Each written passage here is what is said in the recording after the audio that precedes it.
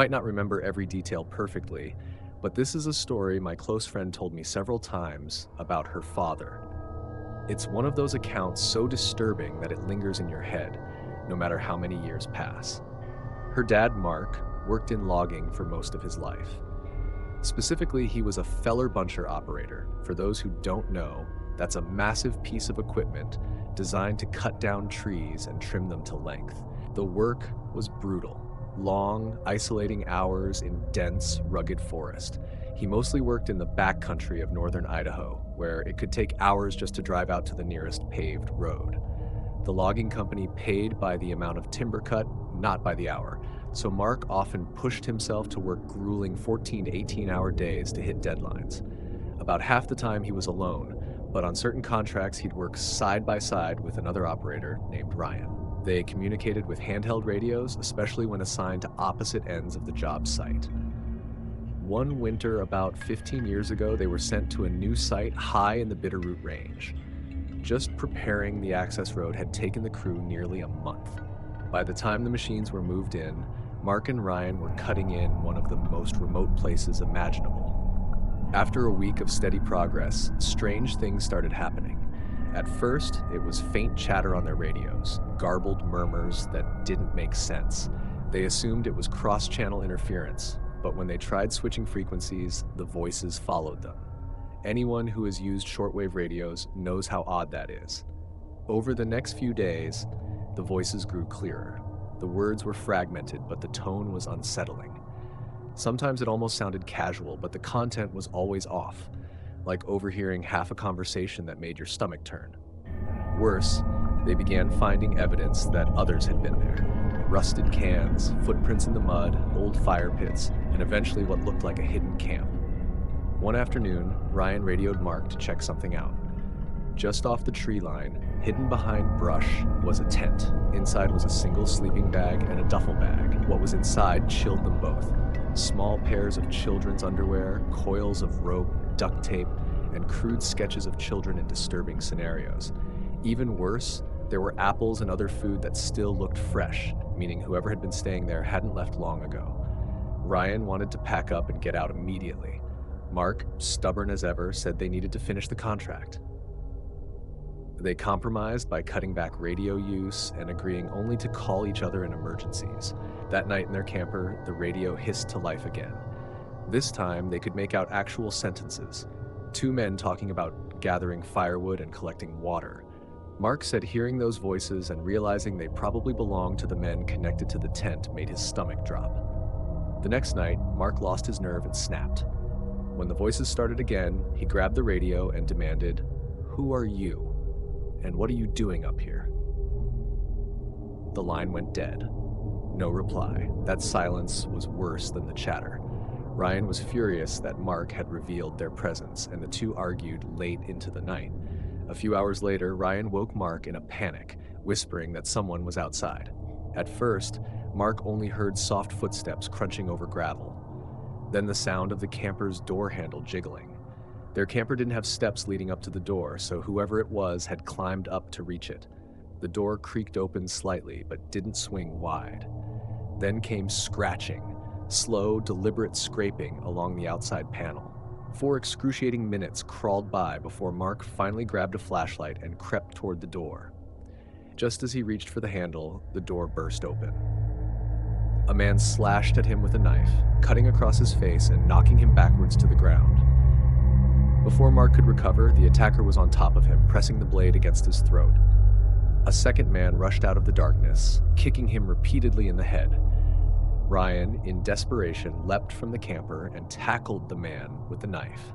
The second man bolted, and the one Ryan had grappled scrambled free and fled into the forest.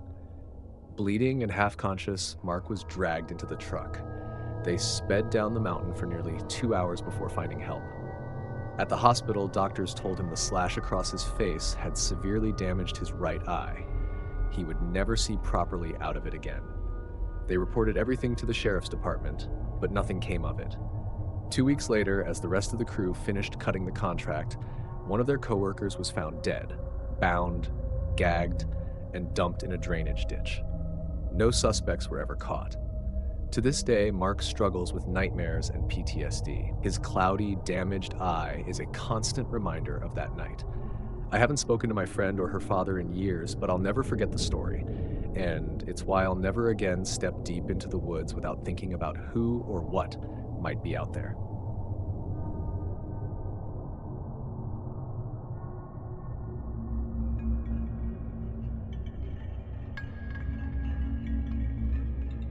This happened back in the summer of 2018, but the memory still feels fresh in my mind. I've always loved getting away into nature. Just north of the small town I grew up in, there's a stretch of woods I would hike a few times a year. That weekend, I suddenly had the urge to get some time alone, so I stuffed a few things into my backpack, hopped into my car, and drove out there. I don't even know if the path I usually took was a real trail. I never once saw other hikers or campers out there, which is partly why I liked it. I parked off the roadside, grabbed my bag, and hiked in about an hour and a half until I reached a little spot I'd camped at before. The area was flat, dense with trees, and honestly a little boring for longer trips, but perfect for a night or two. I had a few hours before the sun went down, so I set up camp, started a fire, and relaxed with some snacks while listening to the birds. Then, as soon as night fell, the forest went quiet in that unnerving way it always does. That's when I heard it. Music.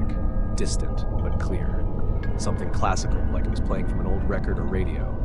I stood up and scanned the dark woods. Was someone camping nearby? Maybe they were just blasting music on a speaker. But what unsettled me was that the tune never changed. The same eerie piece played over and over for nearly half an hour. Eventually, curiosity got the best of me. I grabbed my flashlight and started walking toward the sound. The closer I got, the more uneasy I felt. My stomach dropped when I realized I had left my knife and pepper spray back at camp. All I had was the light. Finally, the music grew loud enough that I knew I was close. But I saw no firelight, no tents, no people. Just a single old speaker propped against a tree, playing the same looping song. I turned it off. The silence that followed was suffocating. I hurried back to my campsite, trying to convince myself it was just some camper messing around. But when I got there, something was wrong. My matches, cooking gear, knife, and pepper spray, all gone. My chest tightened. Someone had been at my camp. Before I could process it, the music started again. Only this time, it wasn't far off in the woods. It was close. Too close. Panicking, I packed up what little I had left and bolted down the trail. After about 15 minutes of running, I slowed down, relieved the sound was fading. Then I noticed something laid out neatly in the middle of the path ahead. My missing items, knife, utensils, spray, all lined up perfectly across the dirt. I froze. And that's when I heard it. Footsteps rushing behind me. I didn't look back. I just sprinted harder than I ever have in my life. By the time I reached my car, I was drenched in sweat and shaking. I drove off without a second thought.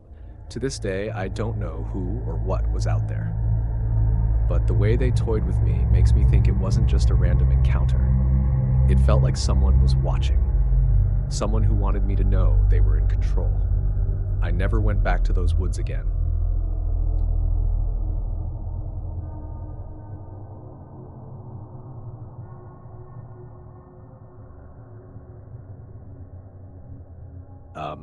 Back in 2017, my friends and I had been planning for months to finally go camping at a nearby site.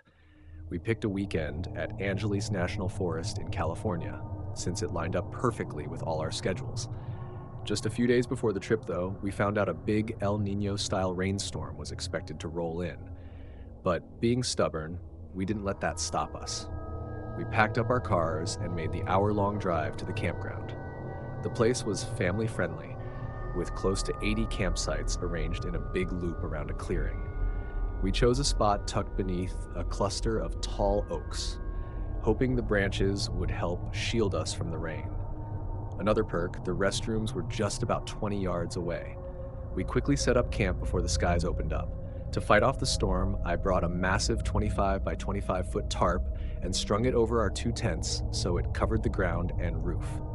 It was smart for keeping dry, but every step on that tarp made a loud crunching noise. That night, as we sat around the fire, I realized the campground was unusually empty. Most people had chosen to stay in their RVs, which, looking back, was probably the smarter move. By midnight, we were tired and decided to turn in. I shared a tent with my buddy Chris, while our other two friends, Dylan and Marcus, bunked together in the second tent. Before we called it a night, I decided to mess with them. I whispered to Chris that I was going to prank call Dylan and Marcus. I dialed their number with my ID blocked and waited. Sure enough, their phone lit up and they started whispering nervously to each other. "Who's calling you this late?" "I don't know. It says private number." They didn't answer at first, but when I called again, Marcus picked up with a shaky hello. I just breathed heavily into the phone until they hung up in a panic. Chris and I nearly burst out laughing. One more call later, Marcus tried to act tough. "Whoever this is better quit. I'll call the cops." That just made us lose it. We faked some weird noises into the receiver and cracked up so hard they started yelling at us from their tent. Eventually, we all settled down. I fell asleep fast, but the others stayed up a while longer. The next morning, I kept my promise and cooked pancakes on the camp stove. As we ate, Dylan suddenly said, "Man, that prank went too far." Confused, I laughed it off, but then Marcus chimed in, "Yeah, sneaking around our tent and even coming inside while we were half asleep, that wasn't funny." I froze. "Wait, what are you talking about? I didn't leave the tent." They stared at me.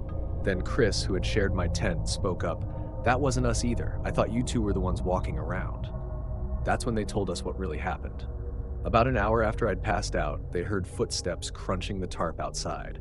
Slow, heavy, deliberate steps circling both tents in figure eights. At first, they thought it was just me and Chris messing with them, but then fingers pressed against the thin tent walls, tracing slowly up and down the fabric. The footsteps stopped right between their tent doors. After a long silence, the zipper started sliding open. Marcus said the flap only opened halfway, but through the dark, they both saw a man's face lean in, not saying a word, just watching. He then stepped fully inside, standing there at the entrance, staring down at them as they lay frozen in their sleeping bags. Neither of them dared move. After what felt like an eternity, the man finally turned and left, his footsteps fading back into the night. They both swore they smelled alcohol on his breath as he hovered over them. Later that morning, as we argued about what had really happened, a man approached our site. He looked to be in his mid-40s, wearing a sweat-stained t-shirt and greasy jeans. His eyes were bloodshot, and he reeked of liquor, even though it wasn't even 9 a.m. yet. "Morning, boys. Sleep good?" He rasped, flashing a near-toothless grin. Then he asked if we had cigarettes. We said no, but he told us we could stop by his RV anytime. I noticed his RV immediately, beat up, dirty, parked about 50 yards away, and the only one that looked out of place. Strangely, he'd walked all the way to use the restrooms near our site, even though his own RV likely had one inside. Around lunch, he came back again, this time offering to sell us his RV. "Wife left me, don't need it anymore," he muttered. "You boys can come check it out right now." We declined, and my tone must have made him realize he wasn't welcome.